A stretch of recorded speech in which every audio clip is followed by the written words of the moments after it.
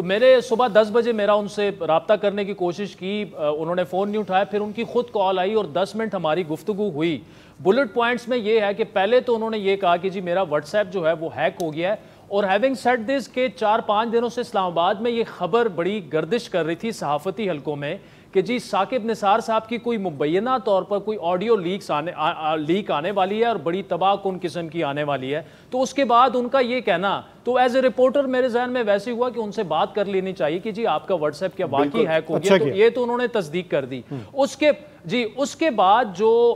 باقی جو بات آگے چلی تو میرا ان سے بڑا سمپل سا سوال تھا، میں نے کہا جی یہ بتائیں کیا آپ لابنگ کر رہے ہیں جنرل فیض کے ساتھ مل کر عمران خان کے لیے جوڈیشری میں؟ تو ایک تو وہ بڑے غصے میں آ گئے کہ جی جنرل فیض جو ہیں وہ ہیں کون، ہو از جنرل فیض؟ وہ 18-19 گریڈ کا ایک جرنیل ہے، میں اس کے لیے لابنگ کروں گا؟ تو ایسی کوئی بات نہیں۔ پھر میں نے کہا اچھا یہ بتائیں آپ کا خان صاحب اور جنرل فیض سے رابطہ ہے؟ تو انہوں نے کیٹیگوریکلی کہا کہ عمران خان صاحب سے میرا کوئی رابطہ نہیں ہے، بلکہ میں ان کا جو ایکچولی کوٹ ان کوٹ ہے میں آپ کو وہ بتاتا ہوں۔ خان صاحب سے رابطہ ہے، ثاقب نثار صاحب مجھے کہہ رہے ہیں میرا کوئی رابطہ نہیں، میں اتنا سچا انسان ہوں کہ مجھے بعض اوقات شرم آتی ہے کہ اتنا بڑا سچ میں نے کہہ دیا۔ میرا اگلا سوال تو پھر کیا میں یہ کہہ دوں ثاقب نثار صاحب کہ آپ کا عمران خان اور جنرل فیض سے کوئی رابطہ نہیں؟ پھر وہ کہتے ہیں بالکل نہیں ہے، ہاں جنرل فیض کا میسج آتا ہے کہ جی hi hello how are you sir, وہ خیریت مجھ سے پوچھتے رہتے ہیں، تو یہ چیز اسٹیبلش ہوگی کہ وہ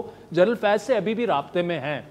آگے پھر میں نے ان سے یہ پوچھا، میں نے کہا سر ایک امپریشن جو ہے لیگل فرٹرنیٹی میں یہ ہے کہ آپ کا جو دور تھا اس میں کچھ فیصلے بڑے متنازع تھے، ان میں پیناما ایک ورڈکٹ تھا، آپ تو اس بینچ کا حصہ نہیں تھے، لیکن جنرل باجوہ نے جو 2-3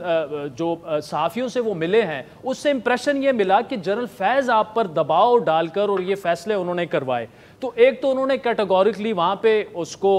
فوراً ڈینائی کر دیا، لیکن جو میرے لیے شاکنگ ان کی سٹیٹمنٹ تھی، انہوں نے کہا یار بات سنیں عادل، میں انسان ہوں، میں فرشتہ نہیں ہوں، مجھ سے کچھ غلط فیصلے ہوئے ہوں گے۔ یعنی ایک سابق چیف جسٹس کا یہ کہنا جو کہ کافی کنٹروورسیز کریٹ ہو چکی ہیں آج کے جو کیسز ہیں اس کے حوالے سے، پیناما اور نواز شریف کو جس طرح سے ڈسکوالیفائی کیا گیا، تو یہ میرے لیے ایک بہت بڑی خبر تھی کہ وہ کہہ رہے ہیں یار مجھ سے کچھ فیصلے غلط ہوئے ہوں گے اور میں اس کی جسٹیفیکیشن دینے کے لیے کسی بھی فورم پر تیار ہوں۔ پھر ساتھ میں نے انہیں یہ کہا کہ جی آپ کیا ابھی بھی عمران خان صاحب کو یہ سمجھتے ہیں کہ وہ صادق اور امین ہیں؟ تو انہوں نے کہا نہیں،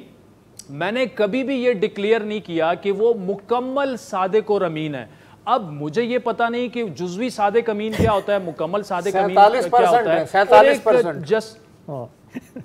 جی تو مطلب ایک جسٹس صاحب جو ہیں چاہے وہ چیف جسٹس ہوں، ان کو کیا یہ اختیار ہے کہ وہ آپ کو، مجھے، سیاستدان کو، صحافیوں کو، کسی بھی جرنل کو صادق اور امین قرار دے سکتے ہیں یا نہیں؟ تو میں نے پھر ان سے کہا کہ آپ نے تو ان کو جو سرٹیفکیٹ دیا تھا وہ تو عمران خان صاحب آج بھی گلے میں لے کے پھر رہے ہیں کہ میں واحد سیاستدان ہوں جو کہ certified supreme court of Pakistan سے صادق اور امین ہے۔ تو اس پر انہوں نے یہ جواب دیا کہ یار میرے سامنے اس وقت جو کیس تھا وہ میرا خیال ہے بنی گالا کی کوئی ریگولرائزیشن کا کیس تھا، اس کیس میں مجھے لگا کہ اس کیس کی حد تک میرے پاس جو 2-3 پوائنٹس تھے اس حد تک تو عمران خان صاحب صادق اور امین تھے، لیکن ان کے جو معاملات چل رہے ہیں یا ان کے ہیں اس بارے میں کیسے عادل کہہ سکتا ہوں کہ وہ صادق اور امین ہے مکمل طور پر؟